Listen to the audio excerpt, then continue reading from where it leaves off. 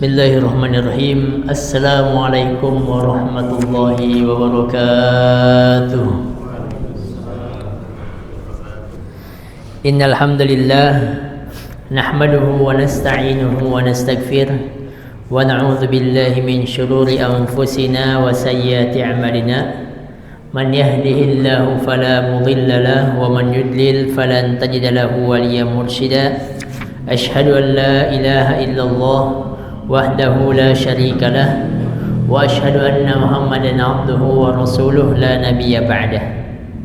Masyarul muslimin, bapak-bapak dan ibu-ibu yang insyaallah dimuliakan oleh Allah Subhanahu wa taala. Kita bersyukur kepada Allah seperti biasa. Kita mengucapkan alhamdulillah, dan kesyukuran itu diawali dengan hati kita. Hati kita meyakini bahwa segala nikmat dari Allah. Kemudian dilanjutkan dengan lisan kita mengucapkan alhamdulillah. Kemudian dibuktikan dengan amal perbuatan kita. Maka kita datang sholat berjamaah di masjid, kita laksanakan sedekah, kita tunaikan zakat kita beribadah dengan ibadah-ibadah yang lainnya, maka itu tanda kesyukuran kita kepada Allah Subhanahu wa taala. Salawat dan taslim kepada baginda Nabi kita Muhammad sallallahu alaihi wasallam, suri tauladan kita, uswatun hasanah kita. Semoga Allah istiqomahkan kita sebagai pengikut Nabi Muhammad sallallahu alaihi wasallam. Jamaah sekalian yang dimuliakan Allah, kita akan membaca pada malam hari ini masuk pada jilid yang kedua dalam tafsir At-Tanwir. Jilid yang kedua ini dimulai dari juz 2. Dimulai dari juz 2, yaitu Al-Baqarah ayat 142. Ya. Izin kita baca terlebih dahulu ayat-ayat yang Allah firmankan dalam juz 2. A'udzu billahi minasy syaithanir rajim. Bismillahirrahmanirrahim. Sayaqulu as-sufaha'u minan nasi ma wallahum 'an qiblatihim allati kanu 'alayha. Qul lillahil masyriqu wal maghrib yahdi man yasha'u ila siratim mustaqim. Wa kadzalika ja'alnakum ummatan wasatan litakunu syuhada'a 'alan nasi wa yakuna ar-rasulu 'alaykum shahida. وَمَا جَعَلْنَا الْقِبْلَةَ الَّتِي كُنْتَ عَلَيْهَا إِلَّا لِنَعْلَمَ مَنْ يَتَّبِعُ الرَّسُولَ مِمَّنْ يَنْقَلِبُ عَلَى عَقِبَيْهِ وَإِنْ كَانَتْ لَكَبِيرَةً إِلَّا عَلَى الَّذِينَ هَدَى اللَّهُ وَمَا كَانَ اللَّهُ لِيُضِيعَ إِيمَانَكُمْ إِنَّ اللَّهَ بِالنَّاسِ لَرَءُوفٌ رَحِيمٌ. Kita baca dua ayat, namun kita akan membaca tafsir 142 sampai 152 sebagaimana pengelompokan, Pak. Nah, tema pada malam hari ini adalah sejarah kiblat dan menuju masyarakat Islam yang ideal.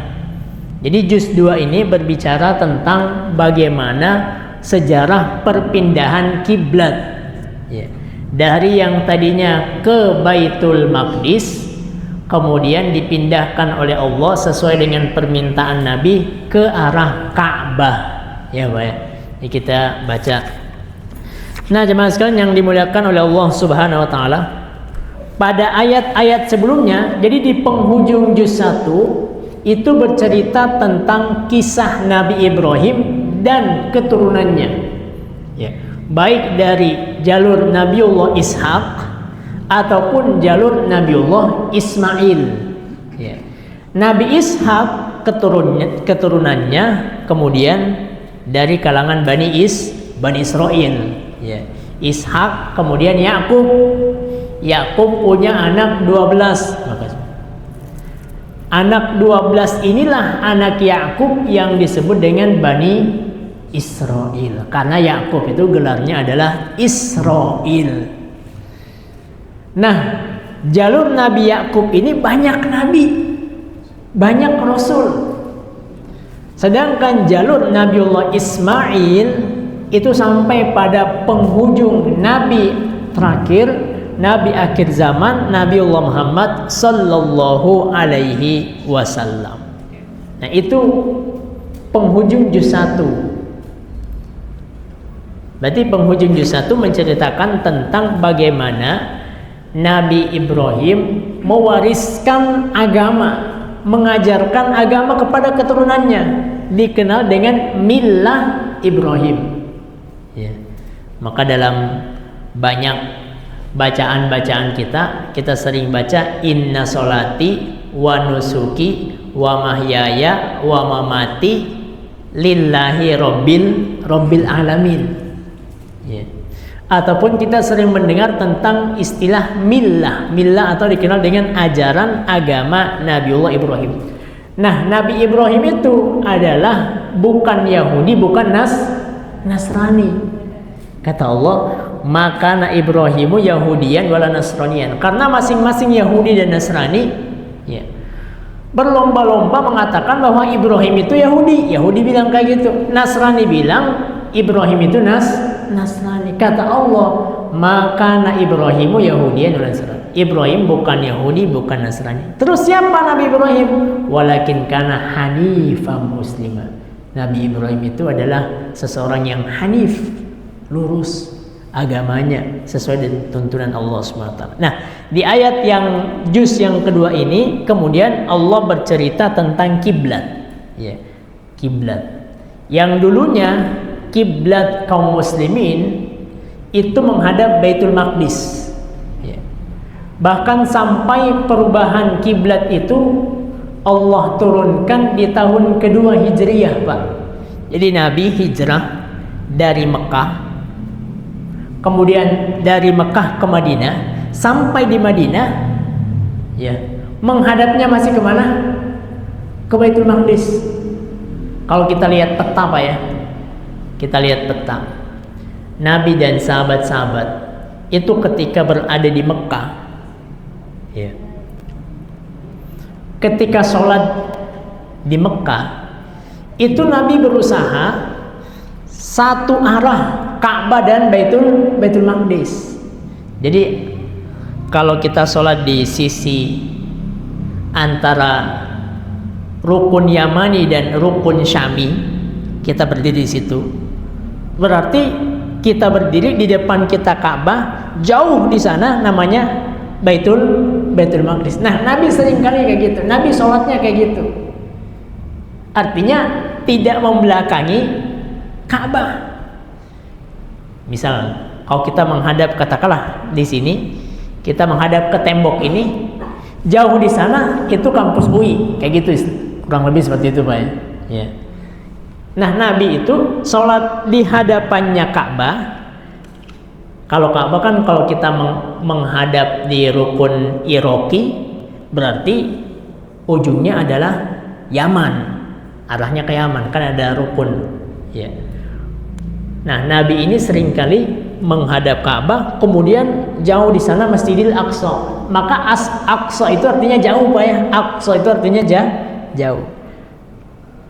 Nah, sampai Nabi di Madinah, Pak, masih mungkin nggak, Pak, menghadap Ka'bah sekaligus menghadap Masjidil Aqsa, Palestina, Baitul Maqdis? Mungkin? Udah nggak mungkin. Otomatis Nabi kalau di Madinah menghadap Baitul Maqdis, membelakangi Ka'bah, kayak gitu.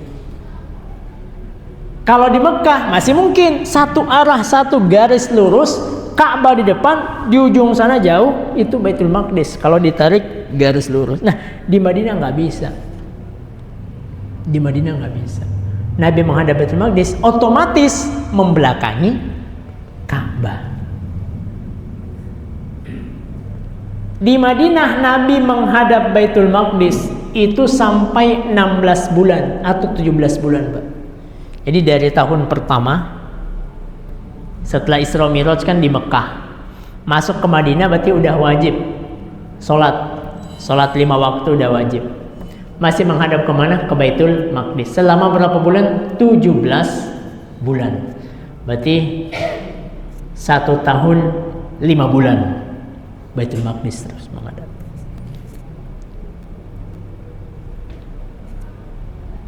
Itu di Madinah. Di Mekah apakah Nabi sholat? Nabi juga sholat di Mekah, ya Pak ya.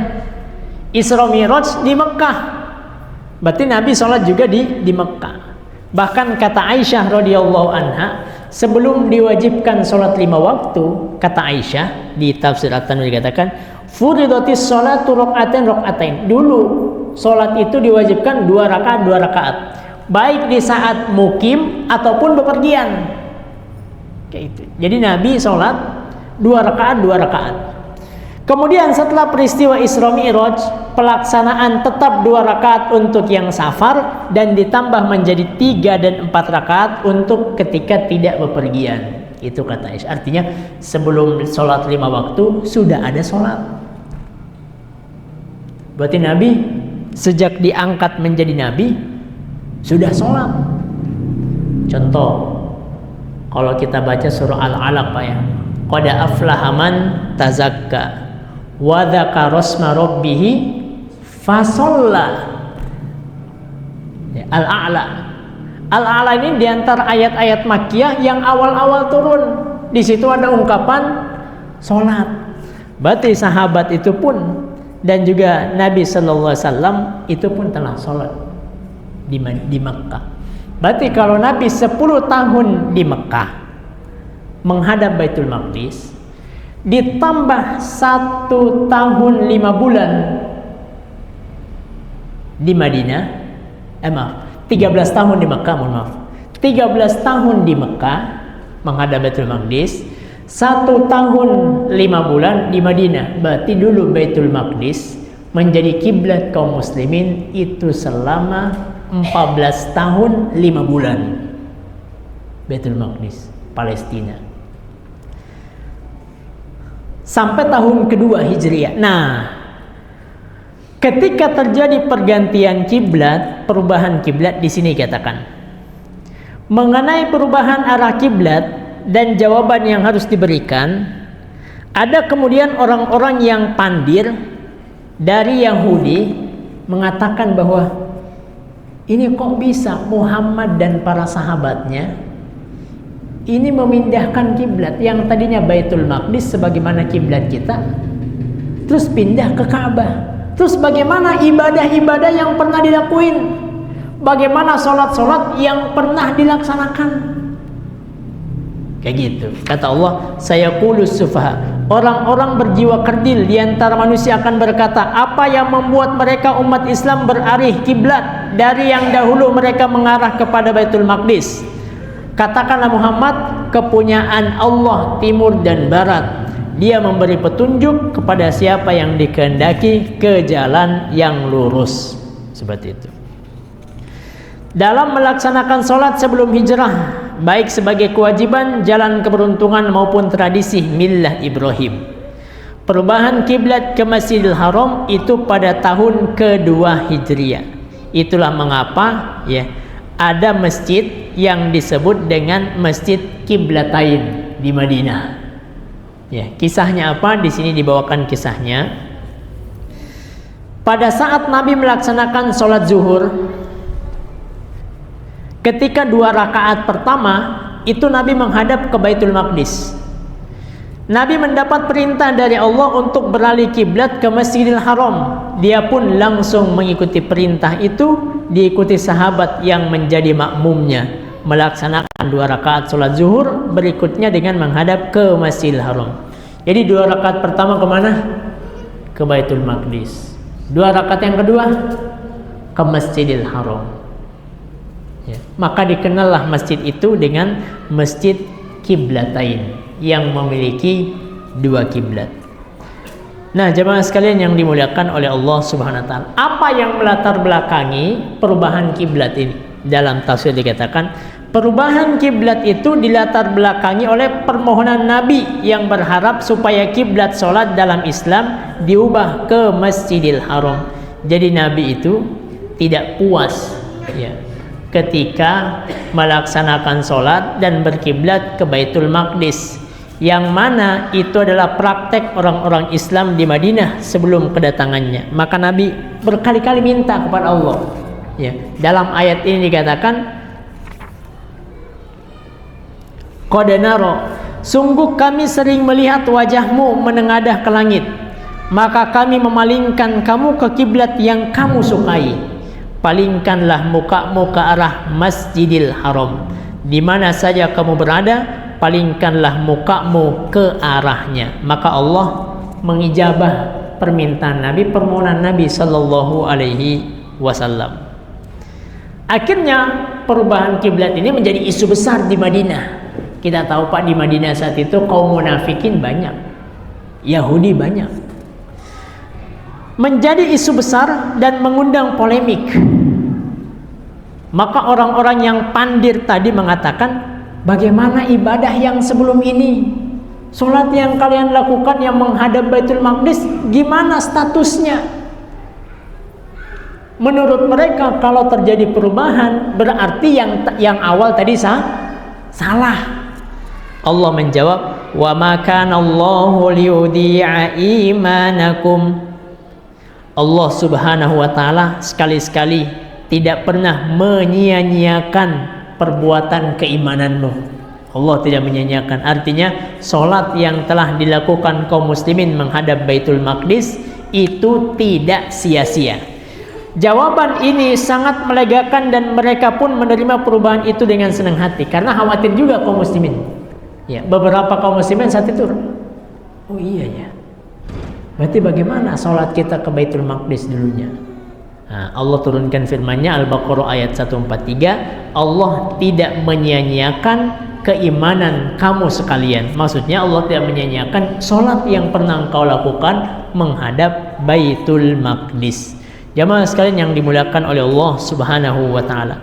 Poin B, arah kiblat dan identitas agama Islam. Di sini dikatakan perubahan kiblat yang dibicarakan dalam rangkaian ayat ini diungkapkan dengan perintah menghadap ke arah Masjidil Haram. Jadi ungkapan kiblat itu bunyinya menghadap ke arah mana? Masjidil Haram. Fawalli wajhaka syatrul Masjidil Haram. Allah tidak ungkapkan fawalli wajhaka syatrul Ka'bah. Ya, palingkanlah wajahmu pas persis menghadap Ka'bah. Dalam di sini apa yang kemudian dikatakan, perintah ini ada dalam perintah itu arah kiblat menghadap Masjidil Haram diungkapkan dengan arah menuju Masjidil Haram. Apa faidahnya? Kata Al-Imam Al-Zamakhsyari, orang sudah cukup dengan menghadap ke arah letak jihah dan arah menuju Masjidil Haram. Artinya dulu orang-orang yang jauh dari Masjidil Haram itu agak sulit kalau memang pengen pas menghadap Ka'bah. Ya. Orang yang berada di Yaman, berada di Oman, untuk tepat menghadap Ka'bah saat itu sulit. Maka Allah katakan fawalli wajhaka syatrul Masjidil Haram. Bahkan diulang perintah menghadap kiblat dan saat itu disebut dengan Masjidil Haram ini diulang sampai 5 kali. Sampai berapa kali? 5 kali. Perintah dengan pengulangan bermaksud demikian menunjukkan kiblat ke Masjidil Haram itu tidak hanya sekedar menjadi kewajiban yang harus ditunaikan. Artinya kalau kita berada di Masjidil Haram maka wajib badan kita, seluruh anggota tubuh kita itu persis menghadap ke Ka'bah. Ya, menghadap ke Ka'bah. Adapun mungkin orang yang jauh ya dari Masjidil Haram, maka kata Allah Subhanahu wa taala fawalli wajhaka syatral Masjidil Haram. Cuman hari ini ilmu pengetahuan sudah semakin maju. Sudah mudah untuk menemukan titik koordinat Ka'bah. Makanya dikatakan ketika hari ini ilmu pengetahuan modern telah memungkinkan umat untuk menentukan posisi Ka'bah yang tepat, maka sudah seharusnya kesempurnaan ibadah sholat betul-betul tepat mengarah ke Ka'bah, tidak hanya ke arah Masjidil Haram semata, tapi titik koordinat Ka'bah sudah ditemukan melalui ilmu pengetahuan, maka titiknya itu sampai ke Ka'bah. Maka demikian dengan ilmu pengetahuan. Berarti ini poin B, arah kiblat dan identitas kaum muslimin. Ya. Kaum muslimin mereka adalah kiblatnya satu. Ya.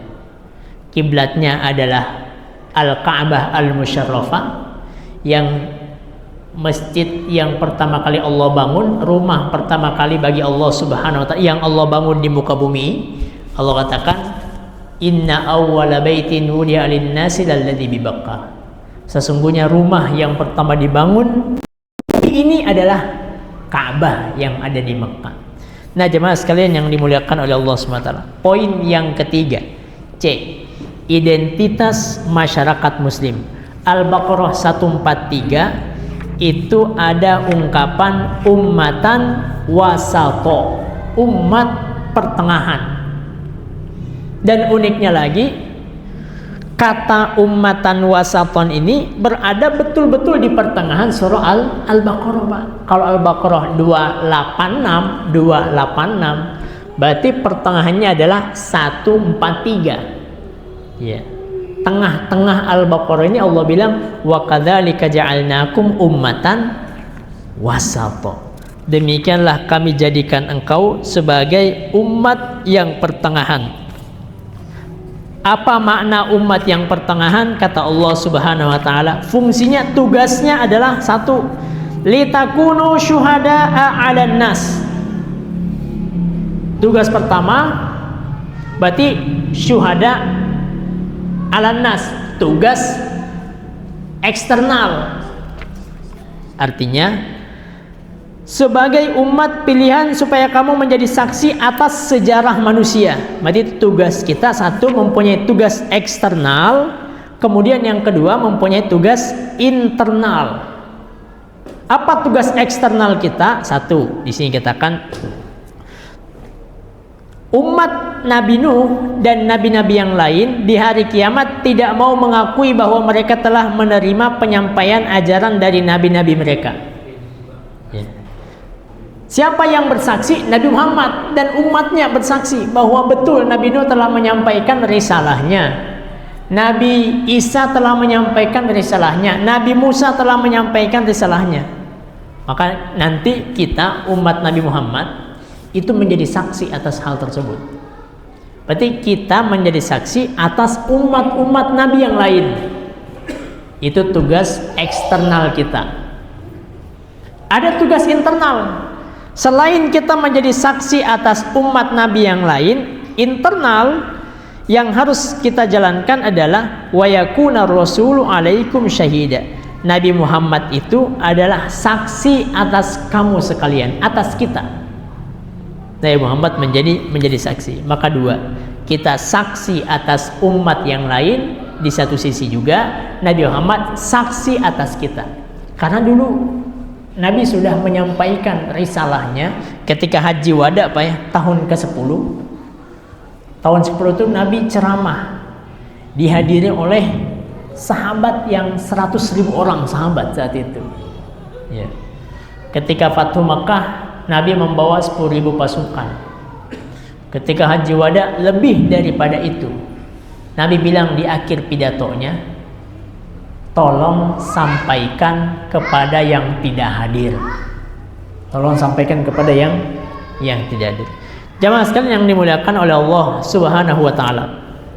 Poin berikutnya, kepribadian masyarakat Islam.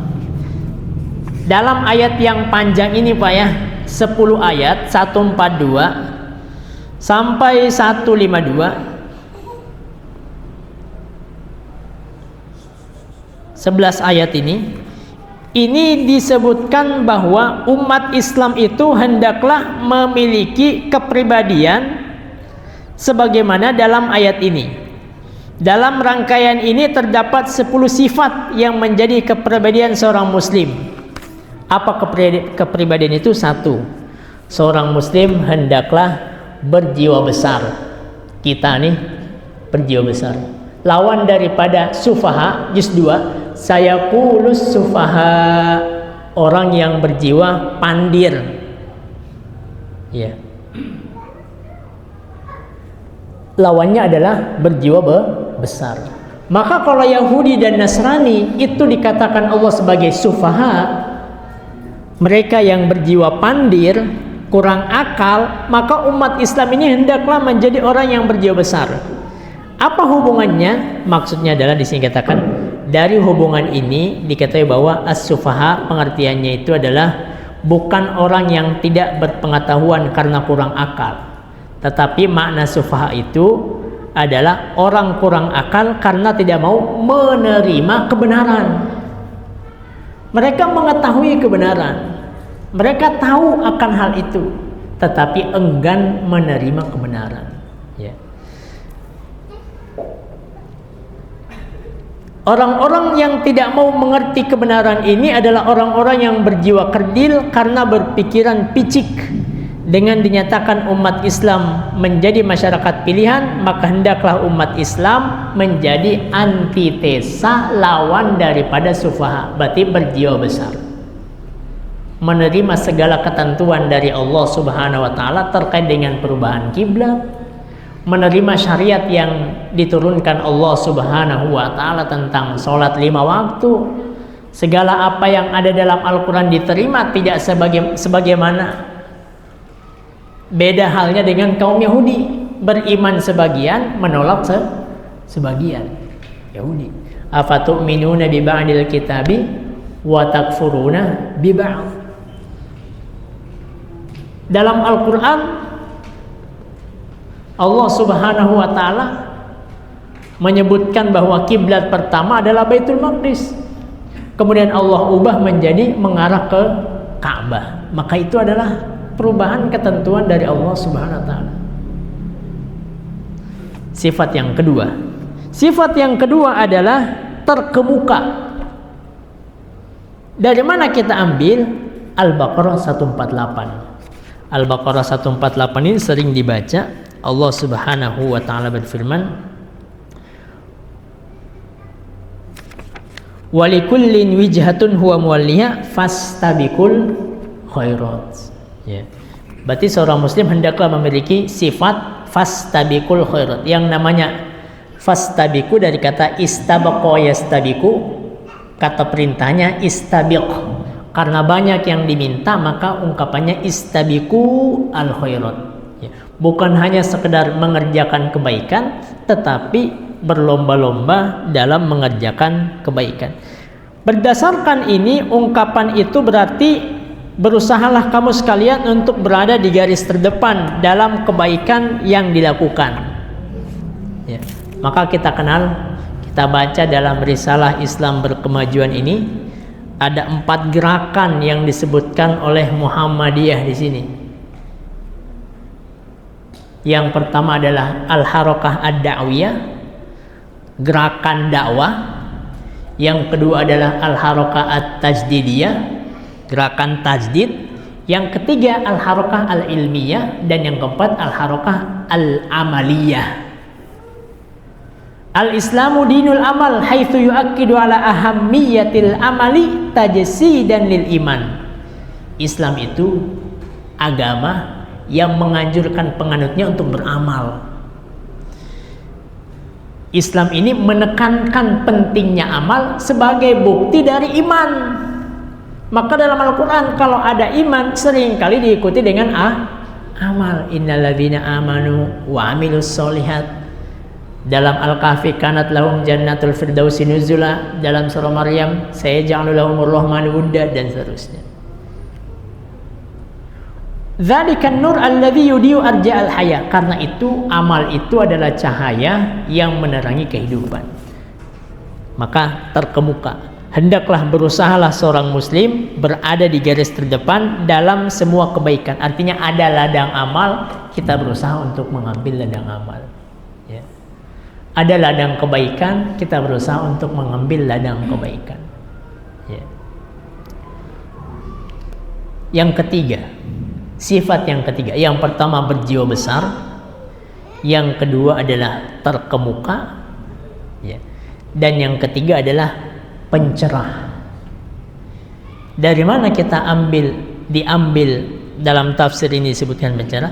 Ini diambil dari ungkapan yatslu alaikum ayatina. Mereka membacakan ayat-ayat kami kepada kamu sekalian. Dan inilah yang dilakukan Nabi Muhammad sallallahu alaihi wasallam.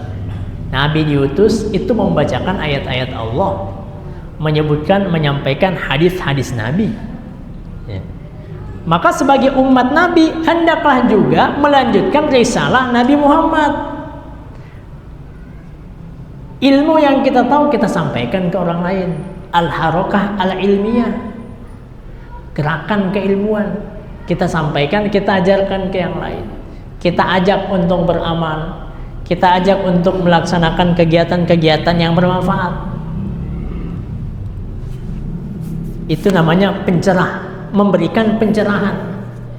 Yang viral hari ini Pak di masyarakat kita apa Pak yang viral belakangan ini? Beberapa hari terakhir yang viral ada goa yang dikatakan bisa menjadi apa? Jalan pintas ke Mekah. Hal-hal seperti ini masih dipercaya sampai hari ini di sebagian masyarakat kita.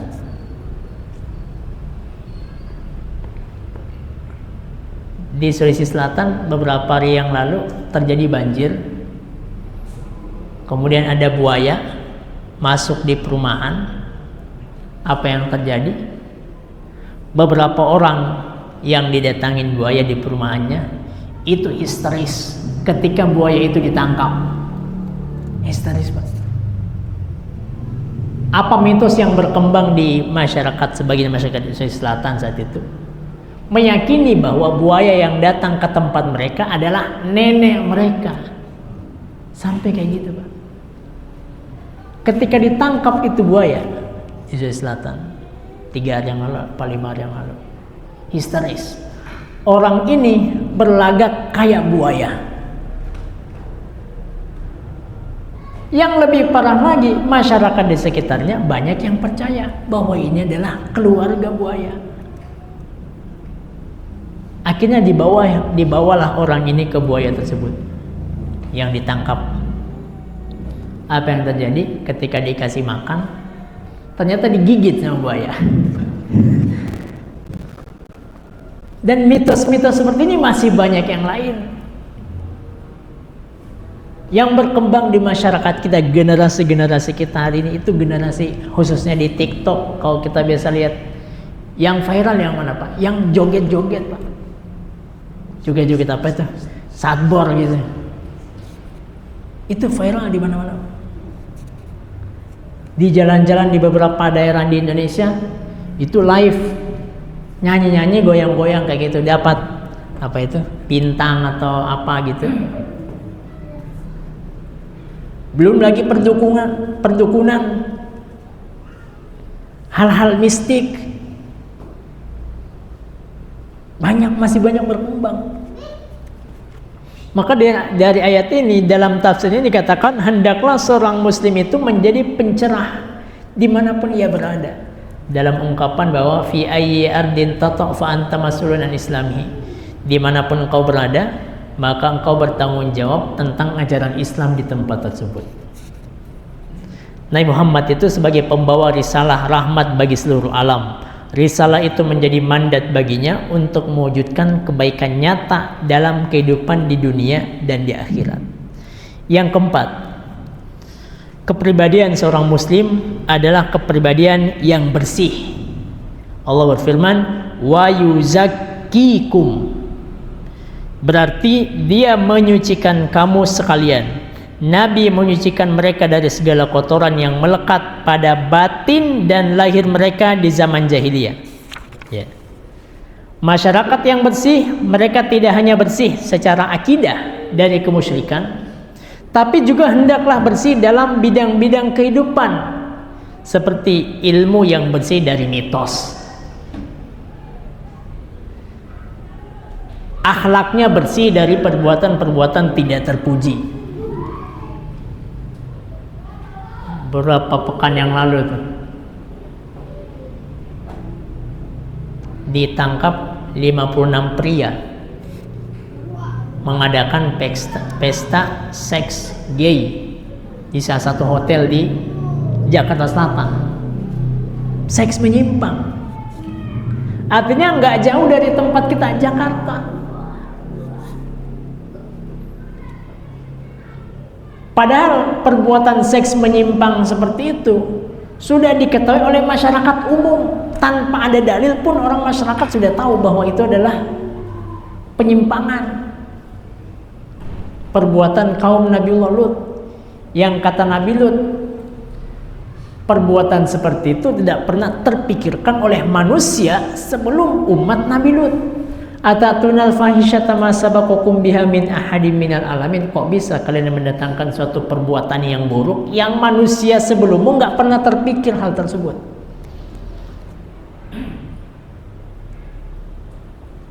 Tapi yang menyedihkan, di beberapa daerah bahkan di dekat tempat kita, gerakannya mulai masif.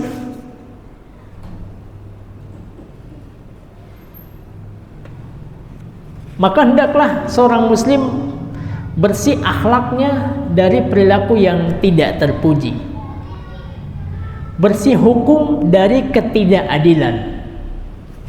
Sifat ada 4: berjiwa besar, terkemuka fastabiqul khairat, pencerah, yatlu alaikum ayatina, kemudian bersih, wa yuzakkikum. Yang kelima, unggul, wa yu'allimukumul kitab. Ya. Hendaklah umat Islam itu menjadi bangsa yang unggul. Ayat yang kita baca itu adalah ayat yang dibaca sahabat-sahabat terdahulu.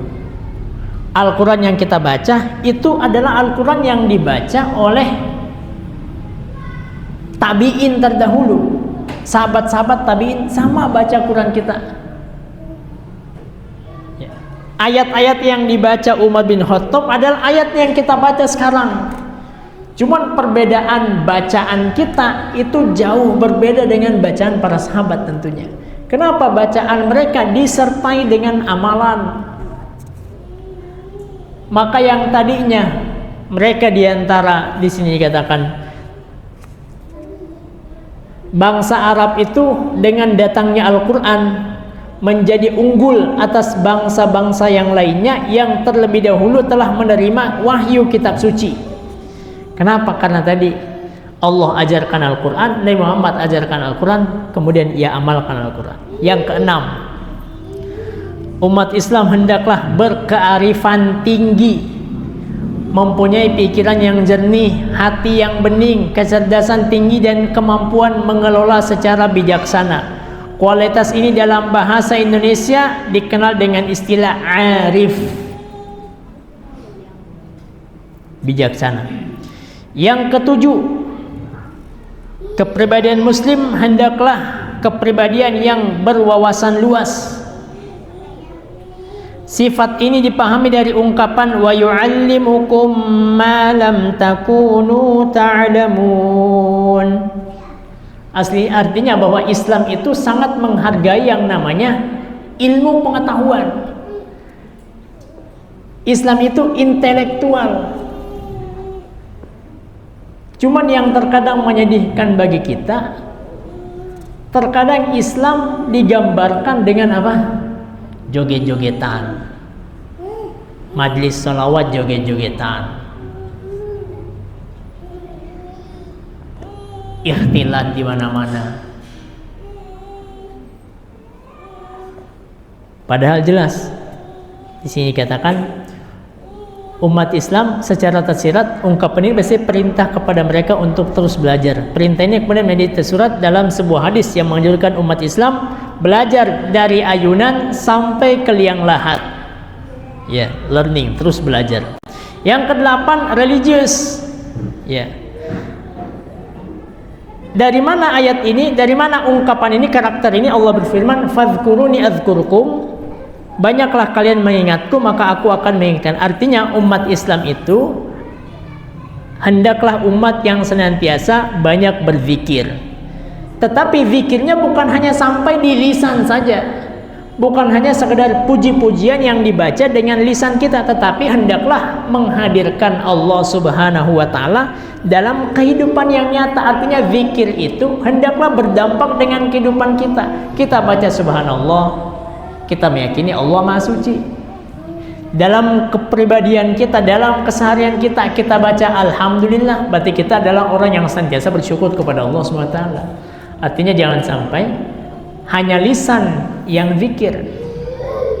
Allah berfirman dalam Al-Kahfi, "Wala tuti' man aghfalna qalbahu an dzikrina." Jangan kau ikuti orang yang hatinya lalai dari zikir.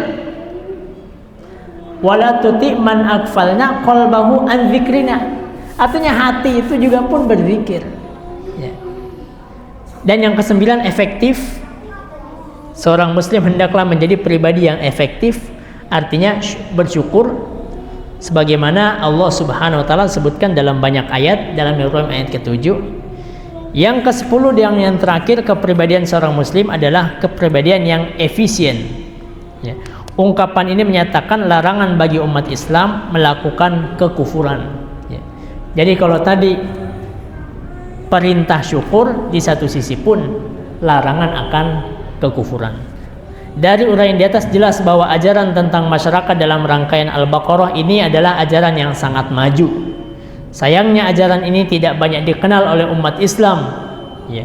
Maka dalam tradisi ajaran Islam ada 3 ilmu yang sangat penting. Satu di sini adalah ilmu fikih, menekankan tentang hukum.